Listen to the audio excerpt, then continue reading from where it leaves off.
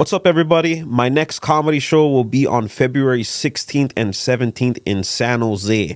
I'll be playing at the San Jose Improv. That is Valentine's Day weekend. So if you don't have any plans, now is your chance. Get your tickets now. Go to tumuacomedy.com. Tickets are moving quick, so get them while you can. I'll also be posting future dates and future cities on there as well, so stay updated for that. If I haven't been to your city yet, please comment below and we'll make it happen. Tumuacomedy.com, San Jose. I'll see you guys soon. Yeah, thanks for coming out. This is my podcast studio. Welcome to the stand-up life. This is our It's good guest. to sit down during the stand-up life. I know, right? We should make everyone stand up the whole time. The stand-up podcast. Welcome to life. Stand up. We're here with Jose Dynamite. He's a local comic from Hawaii, founder and owner of ComedyU Hawaii. Fun fact, the very first time I ever got on stage was at one of his shows.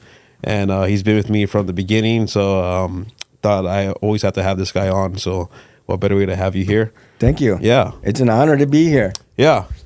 Honor to have you. And let's just you've seen all Hawaii comedy, and you started, when did you start again?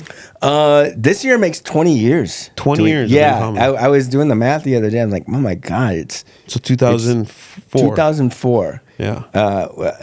2004 is when I say I officially started, because that's when I would hit up, like, I went to a mic and all the comedians that were there came up, talked to me afterwards, like, okay, you got to come to this mic on a Monday, you got to come to that mic on a Wednesday, you got to come to this Thursday.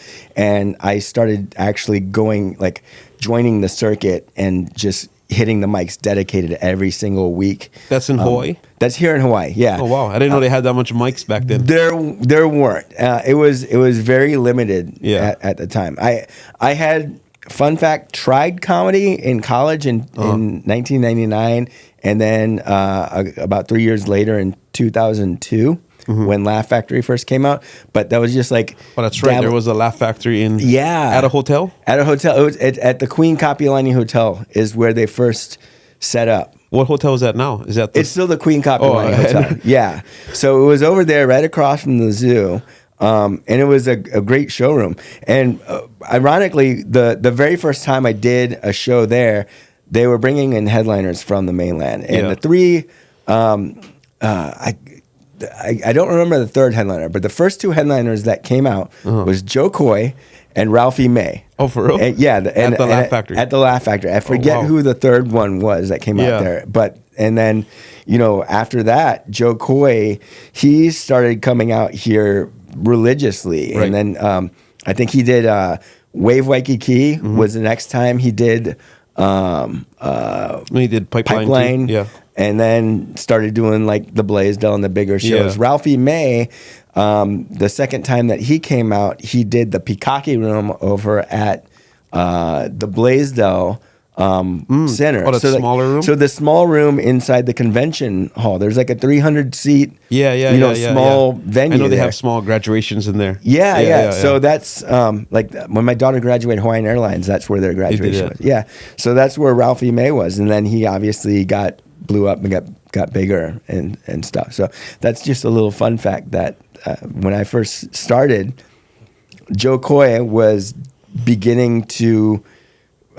he was already at his rise, right, and started as a touring comedian. So that's crazy, yeah, and to see like, okay, it took how many years from that point to be where he is. Yeah, that's what I remember. One of my cousins actually went to one of Joe Coy's first shows in Hawaii. I think it was at the Republic. Okay, yeah, and he said there wasn't that much people there, but it's crazy to see that he was there from the beginning, and then what he is now, selling out shows at the arena. But was the Laugh Factory closed? It did. I mean, it's obviously closed, but do you know why it closed down? So they, when they were starting out, it was really, they didn't have a whole lot of local comedians. I heard it was in a lobby. That's why. And so, well, it was in. They had a small banquet room, or actually a very large banquet room that they were in, and that's where they were the ballroom, banquet room, whatever. That's where they were doing their shows, and I think the room held maybe close to around 300 people or so max. Yeah, and when they're not bringing in a lot of a lot of bodies coming in there.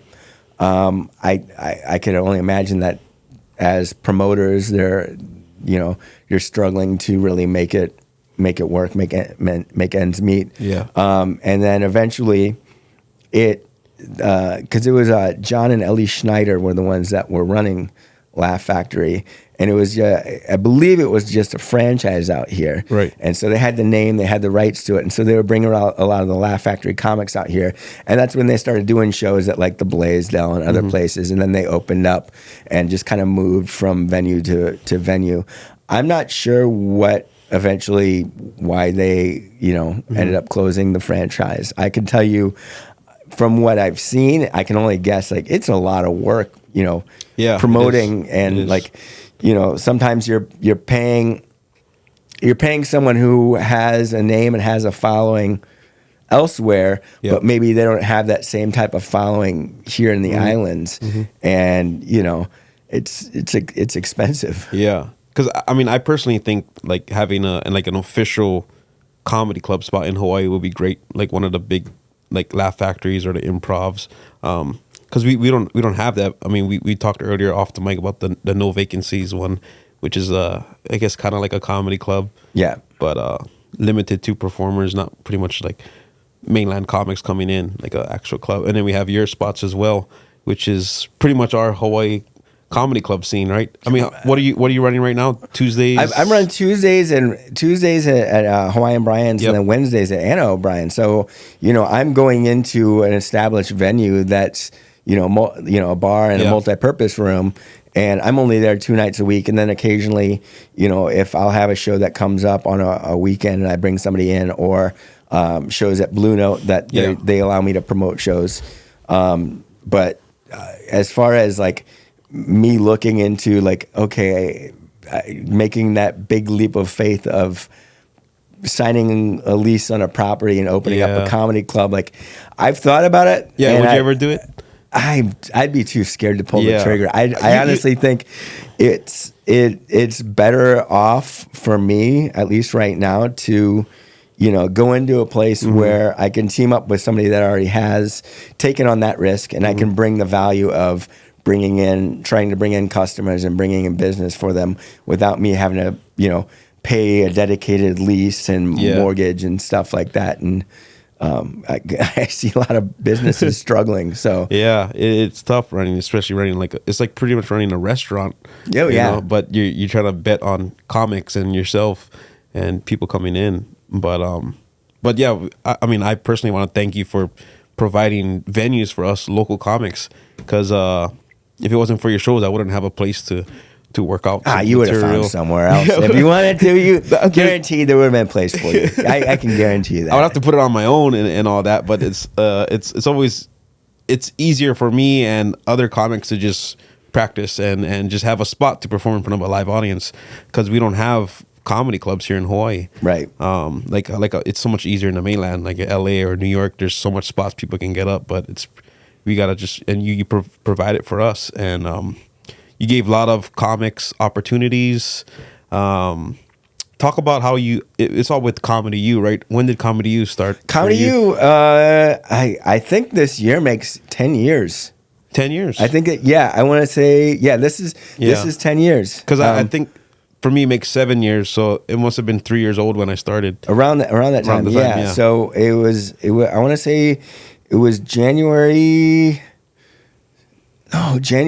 This is 11 years. So January 2013 is when ComedyU first launched over at Anna O'Brien's. And how it kind of came about was It was still Wednesdays too, right? It was Wednesdays. Always Wednesdays, yeah. So I had run my Friday night show at O'Toole's for a long time, and I really got to give a big shout out to Bill Comerford from E&J Lounge, which was the 4 Irish bars at the time. He had O'Toole's. That's the owner.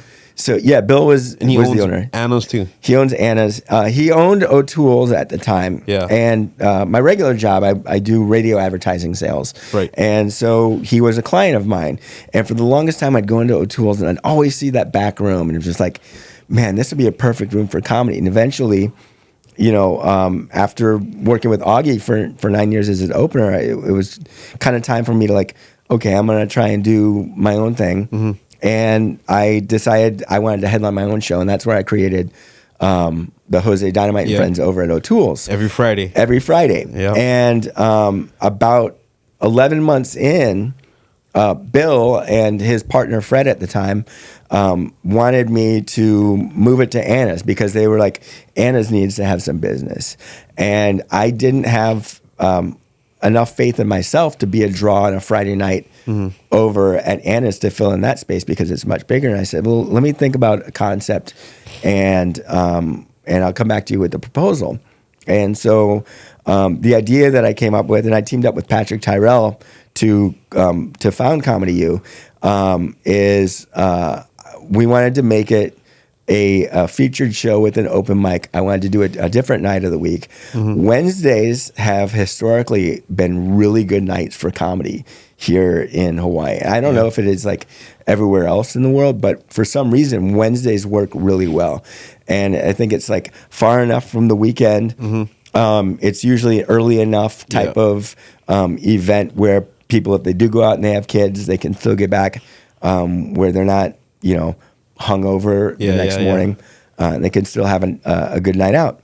But I wanted to have something where it would be a chance for comedians to get their chance to get on stage and do an open mic, because I didn't want to turn O'Toole's into an open mic, and I didn't want to give up that room because I always felt like that's a really good room for me to work in, because I might have 8 people show up on a night. I could have 25 people show up, and I know it'll be a good night because the room's about the size of the studio. The room only maybe a little bit smaller than the studio. It only holds 10, so it's 25 small Filipinos can fit in there. Exactly.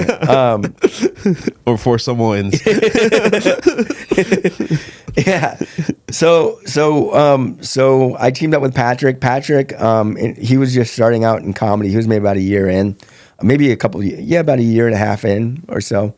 And he had a track record of when he was in the Marines, he used to run karaoke rooms.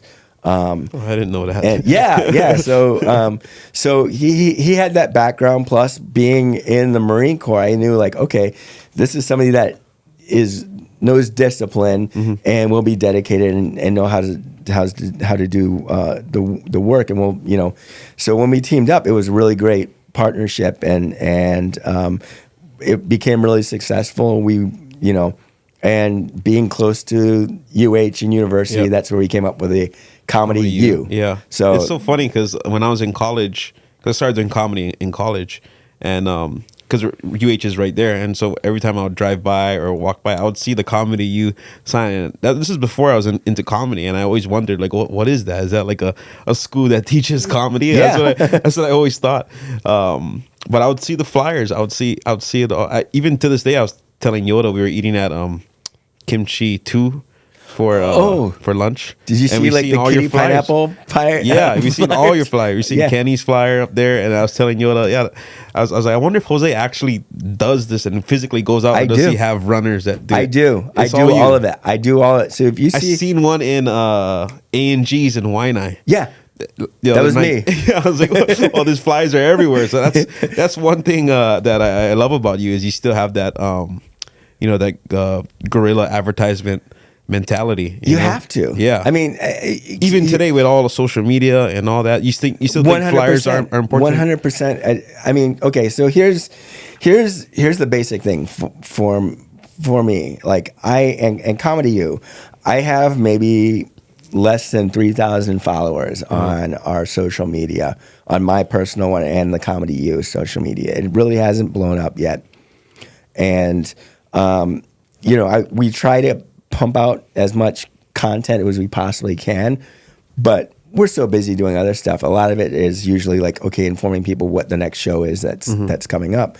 So we can't rely on social media to deliver all that to people. Right. And a lot of times you need that subliminal advertising, that extra advertisement that's out there, because we know that, the way that the algorithm works, there's no guarantee that if I put an ad out there, you're going to get served it. Are you even going to remember it? You might notice it once, you might notice it twice, but it might just be lost. Yeah. But when you're putting things out there, especially shows that you have coming up far enough in advance, you got to put them out there. You got to get out the flyers. You got to put out the posters. If you can do the banners, you got to do them. And that's something that one of the things that I learned from it's a very old school way of promoting and thinking, but it works. Yeah. And you have to, because there's sometimes when I don't have time to really put something out on social media, and you depend on these other traditional forms to really work. And I modeled what I do not off of comedy shows, but off of successful promoters and what, the things that they've done to make sure their nights are getting filled, because I'm going to have slow nights. Yeah. And I need busy nights to help fund those slow nights so that everything's not coming out of my pocket, because I can't be, I have a love for this, but I can't be, spending my own money, to give other people an opportunity to get on stage. And I think there's also with what I do, I feel like I provide a platform for up and coming comedians that nobody knows who we are for the most part.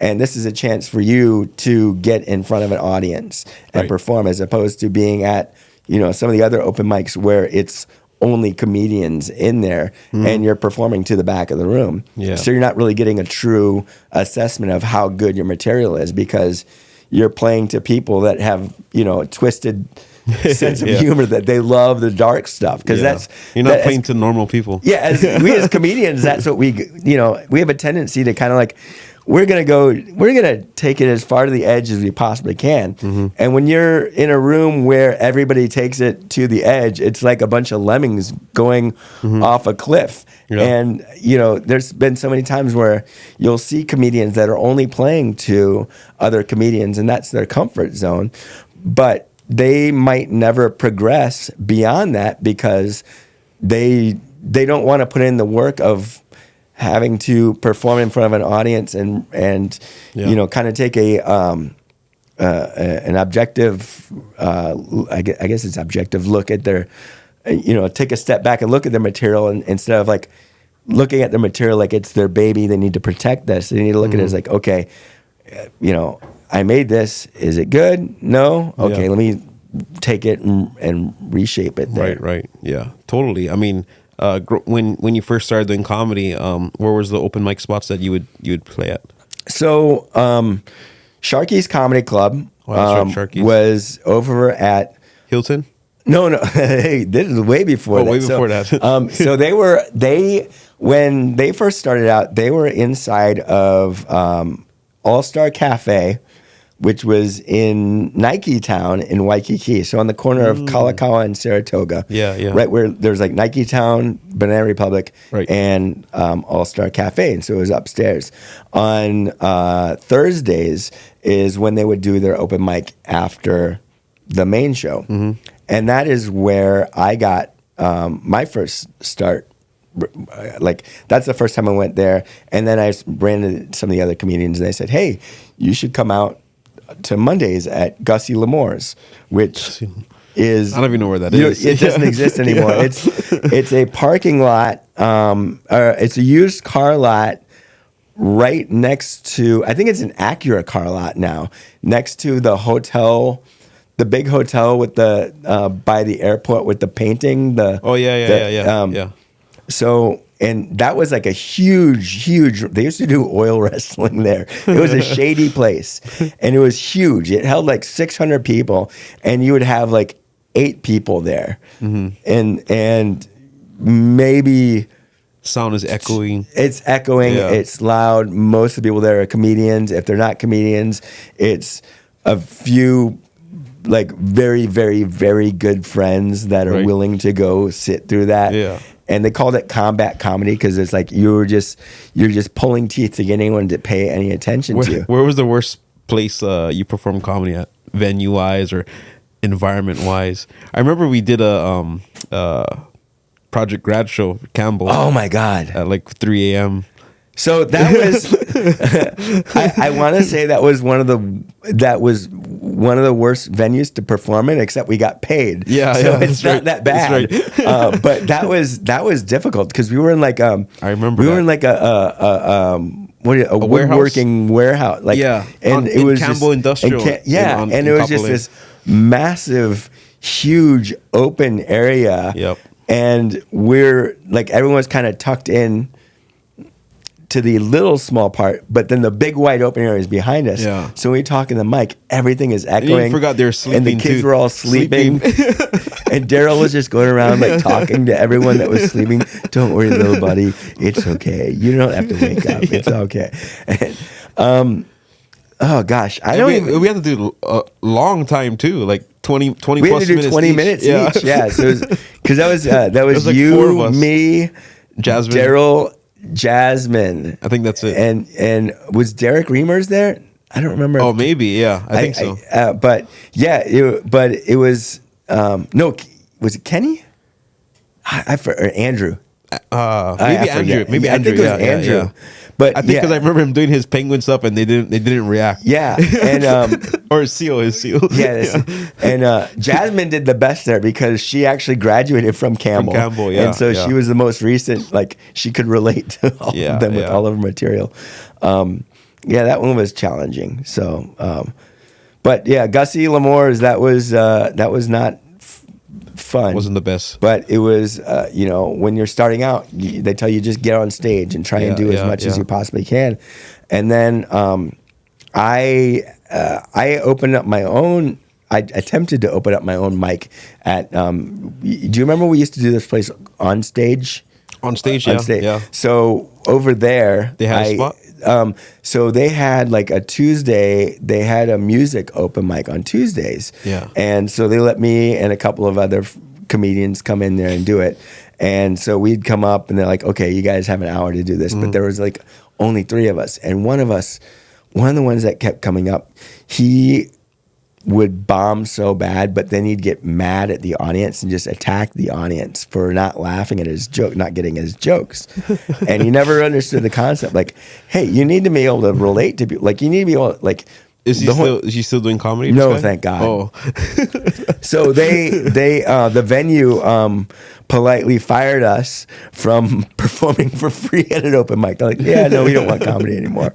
But you never, like, that's the thing, you never know, like, when you're starting out, you don't really know what's good comedy, what's bad comedy. You don't, you just want to get up there and you just want to do stuff. And you want to get in front of people. And then I was working with Augie and he was doing Brew Moon over at Ward Warehouse. And he was doing that on Wednesdays. And that's really where a lot of the comedians of the time we were getting up, and we had to do clean, and you had Sean Felipe, you had Stan Eggy, you had Elroy Ruiz, you had Kathy Tanaka, Timmy Matos, myself, Champ Lanai. Andy would pop in occasionally. Kaleo was doing some stuff, but then Kaleo kind of branched off and started doing his own thing, and Paul was doing his own shows at the same time. So around 2004, there was a big resurgence in comedy from, I think 10 years before, Bulaia was the big comedian of the time, and he Did he ran do stand up though. So I never saw him. Yeah, but I only remember him from doing the videos and the songs from when I was a child. So Hawaii, like the history of Hawaii comedy, Yeah. is so unique because it's more, it's very much embedded in characters and sketches. It's like more sketch comedy style Right. and improv than really stand up. Because I think First stand up is Andy, probably, right? Andy or even Mel Kabang, but Mel was a Kabang. musician, Yeah. and so Andy was really the kind of the godfather of traditional stand up comedy style, like the Seinfeld of Hawaii. And then Augie came along and kind of followed in his footsteps. Bo Irvine also, but like before all of them, you had like Booga Booga with Booga Booga. James Grant Benton, Rap Bellinger, Ed Kahea, all those guys, Right. And that was really the Raps Hawaii is so, if you live out here and you haven't seen Raps Hawaii and you want to be a local comedian, you really need to go like learn your roots. It's amazing how many because I know we talk about social media a lot too, and you see a lot of the social media sketches and what a lot of local people are doing, what's out there. So much of that is like ingrained in what they were doing years before social media even. Like even if there was social media back then, I think they'll be doing the same thing with the skits today on social media. Oh, 100%. That was their platform. Yeah. That's so you what were you saying about 2004? 2004, that's when I started. So yeah, just kind of going from place to place. And then that year, September, Augie recorded his DVD. And in November, I actually, with the radio station, because we were working at 98.5 together, they did a flyaway shopping in Vegas and then a show with Lanai and Augie. So I went on that trip and they let me perform and open up. And that was like the very first time that I had like a room of like 300 people, did like 3 to 5 minutes, crushed. And then they interviewed me the next morning, like, you need to come on there. And then that December, Augie's DVD released. And then he started doing his tour in that January. And I, was single. I was enthusiastic. I was hungry. And I was just like, can I be your opening act? And he's like, if you want to come, you can come. Yeah. But I'm not paying your way. I'm like, no problem. So I was you have to pay your own way. I was paying my own airfare and flying over there. And then eventually, I was using my background, my skills with going out and finding sponsorships. And we'd use those sponsorships to help cover costs of, the airfare, the hotel room, some radio advertising. We'd do some giveaways. And I had a couple of business connections on the neighbor islands that were able to give us some money. And so that's really where my, the partnership of becoming Augie's opening act really so you was like the marketing guy too then for him. I was like a pit bull. I was very hungry. And you still have to pay your own way. No, the sponsors. The sponsors. The sponsorships would. So we'd use the sponsorship money to cover that, and so then because it's covering a cost, it's taking care of the airfare, it's taking care of the advertising, taking care of the hotel. Anything that was left over, Augie's like, here, you this is yours. You got this, and eventually, maybe we're like in 2006 or 2007, is when I asked Augie if he would give me the opportunity to promote one of his shows. I say, hey, can I promote one of your shows? And so the first one that I ever did was at the Makaha Resort out there. And so I used, everything that I'd learned up to that point. That's what we did. And we had a completely sellout, show over there. And so it was really fun. That's where I kind of got the promoting bug. So I was like, okay, I know how to do this, what I need to do to make this happen. And that really launched, and I was an opening act for Augie for 9 years. Yeah. So by the time I went and did my own show and headlined, the longest set that I had ever done might have been a 25-minute set. I never attempted to do 45 minutes, and I was never really, eager to be a headliner and like be that guy. That was never really my my grand ambition. As a matter of fact, I still don't know what my ambition is. I'm trying to figure it out. I just love what I do. Yeah. I love seeing the comedians that get to start with our shows. I love seeing them succeed, and I love seeing like them go on and do great things like what you've been doing. Like that's really the reward. I feel like your Pop Warner football coach, like when he's watching you play UH, like, I taught him how to tackle, but that's,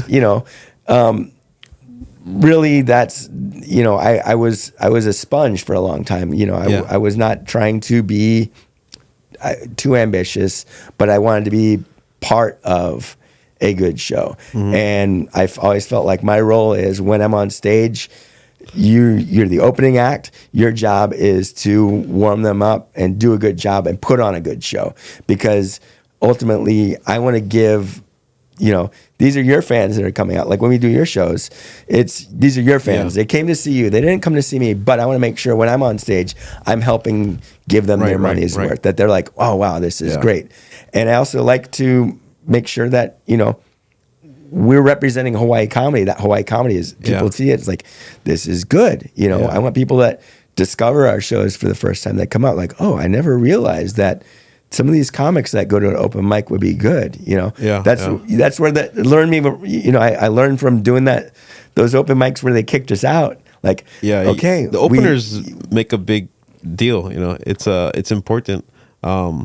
Like that's why I like bringing you on the road too, because you give a good show to my crowd and my audience, because I think like local people in my audience, they're pretty much an easy audience to entertain, but you'd be surprised some people I had on the road open for me, not going to mention names, but they completely bombed bad, and like it's almost embarrassing kind of bad, and it I mean, I feel bad for them, and I mean I obviously do a good job right afterwards, but I feel bad for the audience, because like you said, the opener is representing Hawaii comedy too, because they're part of me. Especially if it's like local people that move to the mainland, that they're in like New York or they're in like the Midwest and they miss home, and they don't always get a taste of home. Like they can go, they might have their halaus and get to eat Hawaiian food over there, but they don't get to authentically experience local comedy. And we want to have our buddy Matt over in Minneapolis that we've talked to, like he really wants me to come out there, and I was really bummed that I couldn't make it to when you did Chicago this past last November. I really wanted to go because I got a lot of family there, but next year maybe. next year, we can work something out next but year. and it's I think there's, with a lot of young comics starting out, they you have a lot of ambitions, and it's good to be ambitious, and it's good to have a bit of a swagger about you, but you also need to keep your ego in check. And I think one of the most the funniest thing that I feel like I experienced, and it's happened to you too, like when I'm at like Anna's, where I always have to go and tell the comics, hey, be quiet. I got to tell people, shut up, and I'll go up to you. Like, I know people are coming up to you wanting to take a picture with you after you get off stage. Like, you'll do a pop-in set, and everyone's like, wants to come and say hi to you, and it's like, hey, you guys need to be quiet, because there's other people still watching the show, and we also have to, you also got to respect the other comedians that are on stage, and I feel like, it's not your fault, because people are coming up to you. You kind of like, okay, and but walk with them outside, or but something. it's like, I have to remind comedians, hey, you respect the art form, and you got to respect the people that are coming in to pay it, because without them coming in there and paying for a ticket and buying another ticket for the future, you aren't able to continue doing what we do. And that's where it's so important to have a good base and foundation. It really is. And I just think like Hawaii in general, such a supporting state, such a supporting people, which is why like I have a lot of people that come to my shows in the mainland, because they see a local boy, they want to support. But let's talk about like Hawaii crowds in general. I think they're very similar to like the black community, the black crowds in terms of like speaking mainland. Because like I don't know what it is. Like one of my shows, I had an experienced comic open for me from the mainland. You know, he's passed at like the Comedy Store and all that, but he did bad in front of a Hawaii crowd, and I don't know if it's just because he doesn't have a connection with Hawaii where they gotta like respect him, because he's experienced, you know. But that's why I think Hawaii is so unique, and I just can't think of why it's like that. I think about this a lot too, and the thing that I think or that I see it with like mainland comics who come down and they don't do as good as they normally do because I feel like they got to get the respect from the Hawaii people. I think first of all, like if you're a very cerebral comic, and you have the type of jokes where people have to really think about it, they tend to like not do as well. Local people, they want a simple laughs, being silly. It's just like it goes they back love to goofy, silly things. The character thing you said with the old comedy and old Hawaii comedy, and they love racial jokes. And it's like it's because that's what we are. Like you people, they meet you, they ask you two questions: what high school you went, and what's your ethnicity. And that's there's like the two main questions that people ask, and it's like, which is like why I think like Joe Coy blew up too, because he's very ethnical. You know, has a lot of racial jokes, and us Hawaii people, we love that. That's what Pigeon's made out of. You know, all different ethnicities. That's pretty much all Hawaii. So it's it's crazy to think like an experienced comic from the mainland has a hard time drawing to Hawaii audiences, and I see it like on the road when I perform and I have people open for me, and they get nervous because they kind of know about it too. You know. I mean, if you're funny, you're funny. You know, and some, you know, you might have, you know, that sometimes it could just be joke selection that night. Like, okay, you might have had you know, if you would have opened up with this joke instead of the one you did open up, maybe you would have, you know, gotten a little bit more momentum as opposed to like saying one joke that it kind of brings the crowd a little bit down. It's a little edgy, and you know that's a trial and error type of thing too, where you never know. Like, you know, you could do, and I'm sure you experienced this because we did like when we did Palace Theater, you did 5 shows in a row, and you might do the exact same set, you know, every single show with a few slight differences here and there, you know, with your crowd work and stuff, but for the most part it's like the same routine, but one audience might have a different reaction than the other, and another one, and another, and you just you never know what's gonna, you know, if it's funny, it's funny. If it's not funny, chances are it's not gonna be funny. I personally believe that, because like people ask me too, like because if I do like the same set every tour that I go to and stuff, and we obviously do the same chunk of material, but like you said, every show is different, every audience member is different. Some crowd work can, you know, weave into another old bit you thought of or you had written a couple of years ago. So every show is completely different, especially with the crowd work. Well, what do you think about crowd work? Let's talk about crowd work. I think that's changing the game of comedy. I mean, that's all you see on your social media feed, and because before, when I first started doing comedy 7 years ago, I didn't really know that much about crowd work. I don't think I did any crowd work at all. I was too frightened. I don't even think I seen you do crowd work. You might have did, but like I never seen Augie do crowd work, the guys that I looked up to in Hawaii comedy. So I didn't really know much about it until I seen like the bigger comics like Andrew Schultz, Matt Rife, all these guys posting crowd work clips, and Steve Hofstetter destroys a heckler. You know, and it's slowly like taking over social media, and you think that's what. I mean, I experienced it at my shows that like the people in the crowd, they want crowd work, so they kind of like put on a show, you know, they lie about their job profession. But do you think crowd work is like taking over comedy in general? You know, it's a very interesting line for me, and I see like that's the trend.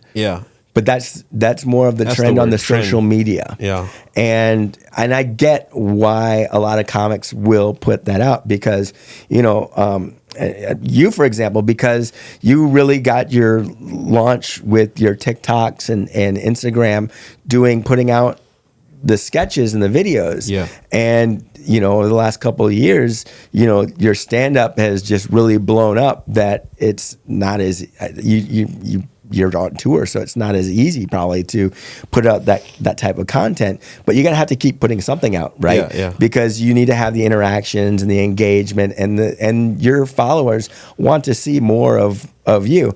And so when you're putting out, the crowd work, it's giving a gift to your followers because that moment, that experience will never happen ever again. Yeah. And that is so unique and it's very spontaneous. Yeah. But at the same time, you're not putting out your material so that, when you do have a special or, like that's what a lot of comedians, like they don't want their material getting out there because once it gets out there, it's no longer new. And you want that for the special. And this also, is what I learned from Jeannie Gaffigan. Right. And because they would, she'd be backstage when Jim Gaffigan was doing his show, and not only is she taking notes, she's looking and checking with security, like, okay, this person has a camera, go get their camera. Yeah. Because if one of his bits that he's working on for his special ends up being put out on YouTube, it takes away from having that special. For someone like you have people coming to see you, and you have, people that are buying front row tickets just with the hopes of you're going to talk to them. For me and a lot of the shows that I have, there are comedians that are looking to hone that skill and become big on social media and get the following on social media. And I've seen people that are experienced comedians, like maybe not super experienced, but relatively new, that they can do a 20-minute set, will use their entire 20 minutes to do crowd work just to mine for a 30-second post. Yeah. And of the 20 minutes, the only thing that got laughs was 30 seconds of part of their crowd work.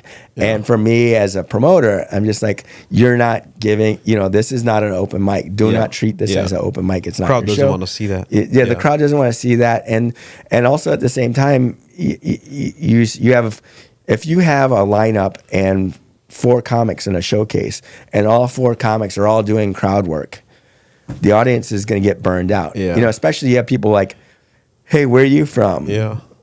Oh, I'm from Massachusetts. Okay. And what'd you do here? Okay. Next comment. Hey, where are you from? Massachusetts. Don't you pay attention? Yeah. Like I just, for real. and I've seen it happen at the Comedy Store. I was watching one night I went just to watch a feature show in LA, and almost every comic did crowd work. And it's the same front people they're talking about. It's just so like it baffles my mind that if you are going to be doing crowd work, and you're planning to go out there and do crowd work, you in a show like that where you're going to have a dozen comics and more, why aren't you in the room paying attention to what the audience is? Because if you're going to do it, pay attention. They're going to be feeding you what you're looking for, and you can kind of hear it already instead of going there and asking the exact same question. Because the main thing with crowd work is it's having a conversation. It's like this, where you're listening. Yeah. And if you're not listening to what they're saying, they're going to think this guy's an idiot. I just said where I'm from, not just to you, but the other 5 comedians in front of you. And I think that's one of the reasons a lot of times people have experiences like that where they might get turned off by what we do. At the same time, I get why comedians do that, because sometimes like, okay, I have to explore what I'm doing. Helps when you're coming up with ideas, and I use it as like segues to jump into other topics. I've certainly asked them a question about dating, and I go into my but dating then you jokes. get amazing, like you get nuggets of gold that come up there, and it's like, you're able to spend 5 minutes talking to someone because they took their fiance they met at a pool hall, and that's like and just some amazing story, like they bought jewelry and you're able to tie in like 3 different people that you're talking to and tie in their stories and just create magic on the spot. And that's when you can do that. That is like, those are the fun shows. That's beautiful. Those, like when we did that happened in Arizona, and that was like one of the coolest things ever. Arizona. Is that the one with the pool stick? The Tempe. Yeah. I think it was the first show that we did. You had the guy with the pool stick and the other guy that sold the gold chains, and you were talking about them like, oh, did you buy this from this? Right? Yeah, those are my best shows where I can certainly pick like 3 people. That's what I try to look for and kind of intertwine all the stories together and do that. But I personally love crowd work. I only started doing it I would say since I started touring heavily. I would say majority of if I'm doing an hour show, I would say like a good 10 to 15 minutes is crowd work combined. Yeah, and the rest is all material. Because you'll do your jokes and then you do a little crowd work and then you get more jokes and But I do see a lot of, which I really like, is that most of the time when you're doing your crowd work, you're using your questions to kind of sort of lead into something else, which that's, for me, that makes the most sense because it's like you're already planning to go in a direction, but you're able to have the element of spontaneity that. Where it just seems like, oh, and I thought of this on the top of my head, and then the audience really loves that, and that's something that's really cool that you do, and like really good comedians that do crowd work can do that. So I like crowd work sometimes. If someone's like at our shows doing crowd work the whole time, it's like, whoo, it can be rough. Would you say it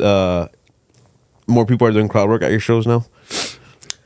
I don't see a lot of people doing crowd work all the time. I have been to other shows where I've seen people, trying to do crowd work, and because it is a new trend. I mean, especially to audience members, like people that come to a show for the first time. We were talking about this earlier, or I was talking about it earlier. That I get that a lot too. I get a lot of first time comedy show viewers. Because they've never been to a comedy show, and all they see on my social media is me doing crowd work. So they're very talkative. Yeah, they talk to me, and which I don't like.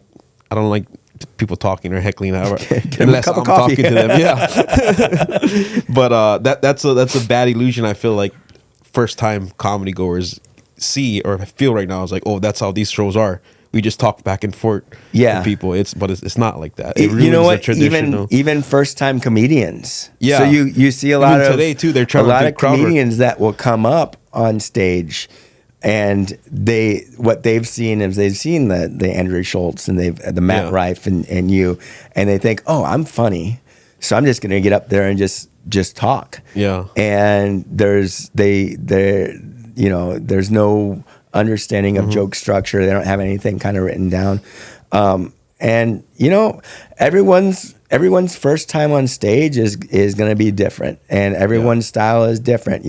There are rules to comedy, and then you can throw those rules completely out for somebody else, because what might be the rule for everyone is just like this one person does the exact opposite and it works for them.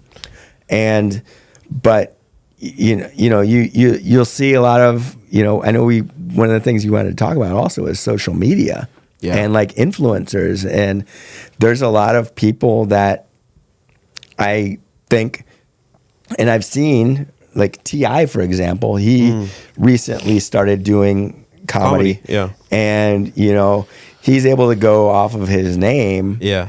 And, because he's a famous rapper and actor, he'll go up on stage, but he's basically starting out. He's an open mic comedian trying to do 15 minutes when you have no material. And I can see a lot of, people will look at you, especially local influencers that, I'm an online comedian. They'll look at you, they'll see what you're doing. They might think, oh, I can do this. Yeah. And they might come out, or they might put on their own show, and they've never been I'm going to call it in the trenches, to realize that there is work, like a lot of work that goes. I remember going to all your open mics and just practicing my 5-minute bit that I had.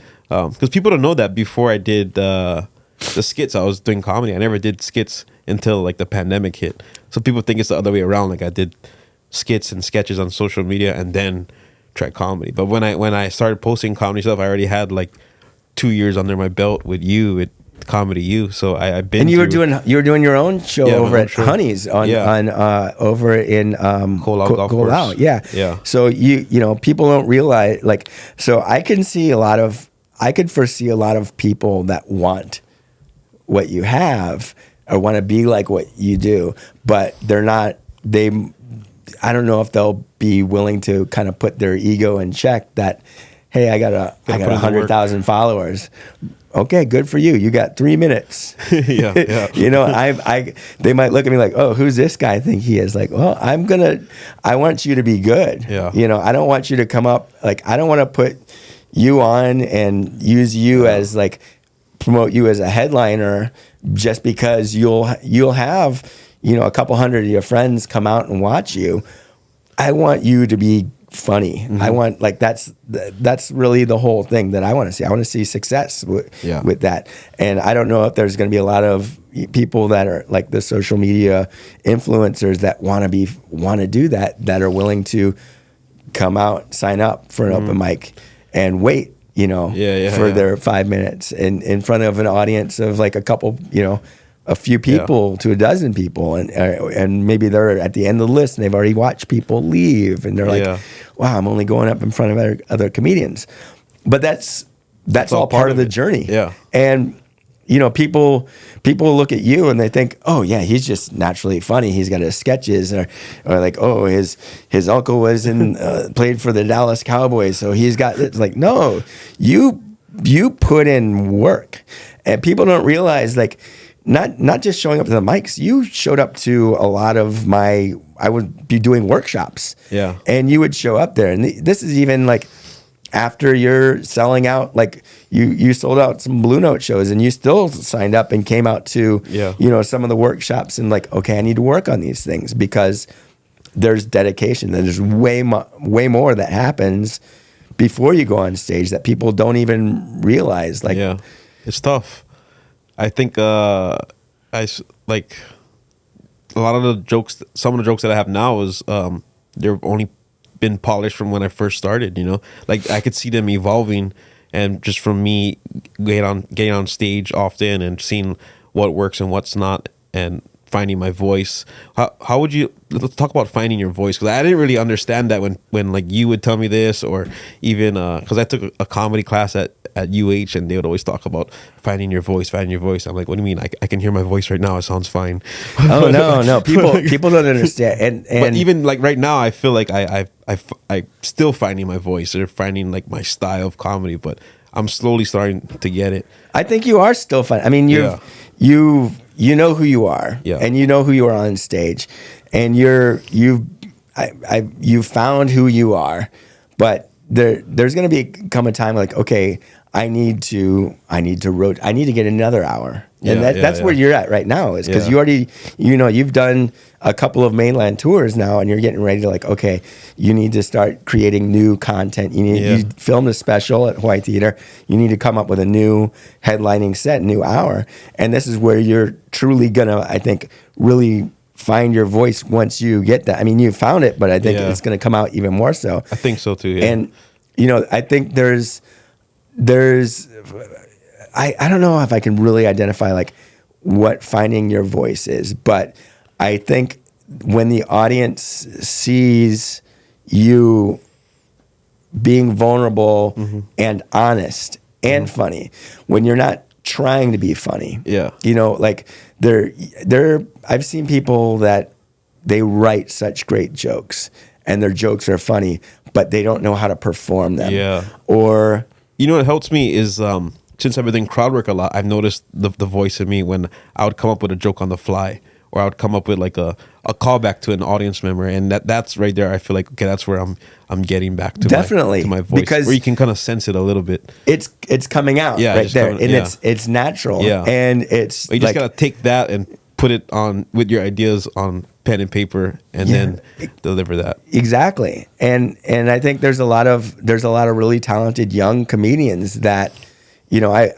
I've talked to a few of them, and I'll try and coach people up all the time, and maybe I do it a bit too much sometimes, but I was like, that's just kind of my nature. And I was like, I'll tell some people what, you know, because they're like, I have somebody, he's in his second year, and he's already feeling like he was doing really good when he first started. Now his second year, he's kind of like feeling like he's struggling to get the laughs. And I told him, like, what's really missing from your material is a lot of the authenticity of when you were coming out, you were just excited to be out. Yeah. You were excited to be on stage, as opposed to, you know, being locked up. I'm going to say his name. This is Brody. You know, Brody was in prison for a long time.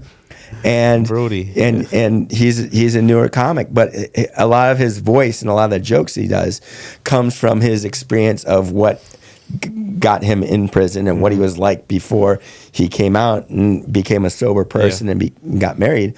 But at the time when he first started doing comedy, he was living in a halfway house that had a curfew. And I was like, what you're missing is that emotion. So it's almost like, you know, when they say, like, you're phoning it in. I don't know if you heard that. Like, sometimes, you know, I'm tired, so I'm just going to go tell my jokes. And you go from this joke to this joke to this joke to this joke, and you're robotic. Yeah, robotic. And there's no feeling, no emotion. There's no performance behind it. And I think when you can get that performance behind it, when you can get comfortable with, you know, when there is silence in the audience, and then knowing how to handle that, and knowing how to, we've kind of lost them, and get them back, and learning there's all these little tricks of the trade that you kind of learn over the years, and nuggets of information. You can't learn it on your own in front of a mirror. You got to get up in front of a live audience and keep trying. And you got to talk to people. You got to talk to other comedians. You got to talk to experienced comedians and be a sponge and learn. Like, that's why I appreciate you letting me come on here, because, you know, I feel like, you know, I like to be a comedy coach, and these are things that's like, you know, this is it. It took me, like, even, I'd say 2 years after I was headlining at O'Toole's, like, maybe I recorded my album in like 2015, I want to say, and it felt like even after that, I remember that day. Yeah. So, like, even after I recorded it, I feel like that's when I truly found, you know, what my voice is. And it's going to be always kind of progressing, because we're always developing stuff, and, you know, but you have people that are always changing their material, or they're never refining what they currently have. And when you don't do that, you're not gonna. Especially younger comics. That's a piece of advice I tell younger comics is stick with what you have. Don't change it. Like, if it's working, obviously, you know, you see, like we talked about it earlier about comics feeling like they have to perform for the back of the room. Some younger comics, I feel like they're trying to do that, so they're trying to change up their material every week, try something new every week, and they're just getting mediocre laughs, when you can polish what you have and turn those small laughs into bigger belly laughs. Do you remember after I first saw you, what I came up to you and I said? I don't know. I said, I want you to come to my show on Friday. Oh, for Paul Ogata? For O'Toole's. Oh, O'Toole's. So this is after the first time you performed at Anna's. Yeah. And I came up to you and I said, I want you to come to my show at O'Toole's on Friday. I want you to do the exact same 3 minutes that you did, and you did. Right. And then after a while, I said, I think I asked you. I was like, wait. I think I said, why I'd have to do the same 3 minutes? I don't have. I want to do something different, but I didn't know you're supposed to just keep repping those out. Yeah. And then eventually it's like, okay, you got 5 minutes. Do the same 3, but add 2 more. And I feel like there's a lot of comedians that, you know, don't have anybody really telling them like this structure, this formula. And I don't know if this is the right form. Like, my way is not always the right way, but hey, get your 3 minutes. Once you get 3 minutes that's solid, that always gets laughed, then you build on that. You create the foundation, and then you add more minutes. And if those new 2 minutes are funnier than the other 3 minutes, keep those and add on more. And then you keep building, or you take what you currently have, throw it out, and start from scratch. Yeah, that's a good. But there's people that tell me all the time that, like, okay, I'll tell you, oh, you have 3 minutes set. Like, I can't do 3 minutes. I need more time. Like, bro, if you can't make people laugh in 3 minutes, I'm not going to let you not make anybody laugh in 5 minutes. Like, you have to make... Because even like on Kill Tony, they make you do 1 minute. 1 minute. Yeah. I recently became a big fan of that show. Kill like, I was Tony? never I'd heard of him, and like, It's I know fun. he's very... It's fun to watch. Yeah, he's a very edgy... He's a genius, I think, Tony. Yeah. The stuff he comes up with on the fly, It's the interview amazing. at the end. Yeah. But I love everything he does with, like, just what it, like, you have... I love that concept, is like, you have 1 minute to make everyone laugh. And I always feel like this is what, like, as local comedians, we need something like this. Like, hey, do you have your 1 minute Kill Tony set ready? You know, there's so many people. You should put up a Kill Tony show. I want to do that. And I think there's a lot of comedians that would Everything like with the name in the bucket. Just put everyone's name in the bucket. It's like, you got 1 minute. 1 minute. Yeah. I mean, it's And for experienced comics, it can't be their old material. Yeah, it's got to be a brand new minute. Yeah. You should just do it.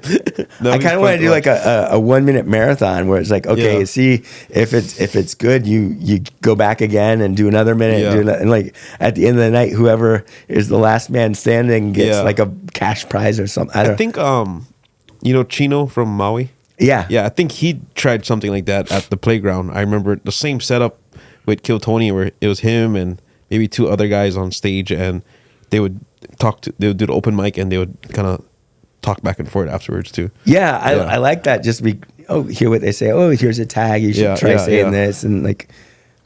But I know he always does, like, he goes beyond and does like interviews with other people. And stuff. That's a dedicated thing. Yeah. But I just love the concept of like one tight minute and get to the point. People don't know how hard stand up is, and you only get better in time. I think I forget who said it, but some don't. Yeah. Or like the amount of years that you do comedy is like a years of a human. Kind of like if you do it for 5 years only, you're like still like an infant. You're still a child in comedy. When you do maybe like 10, 12, you're getting a little older, a little mature. You're kind of getting it now. 15 to 20, you're a teen, young adult. In there.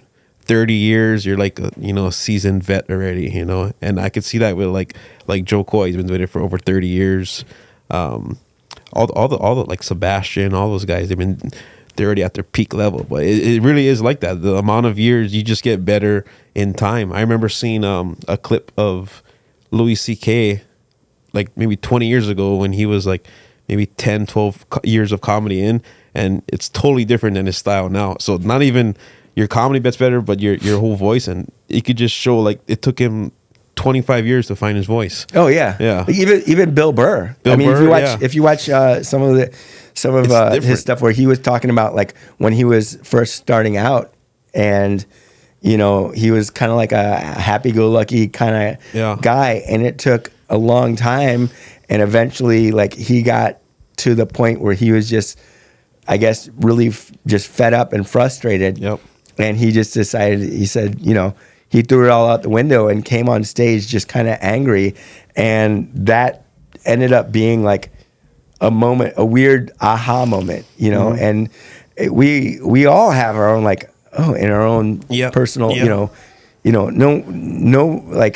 no comic should be looking at other comedians and like, you, for example, like, okay, Tumua has the blueprint. He does his social media. He puts stuff out there, and in a couple of years, he's able to sell out theaters. I'll be able to do that. And really, you don't want to do that. You don't want to look at somebody else's road and use that as your, like, you can kind of use it as like an idea of where you can go. But if you're judging your own career based off of what somebody else does, you might be setting yourself up for failure because you're thinking that it took you what 7 years now you're into it, and it's what you've done is meteoric. Like in all honesty, like it's amazing. Yeah, and it's hard. This is not easy to get to this level that you have, where you're selling out, the Blaisdell Arena.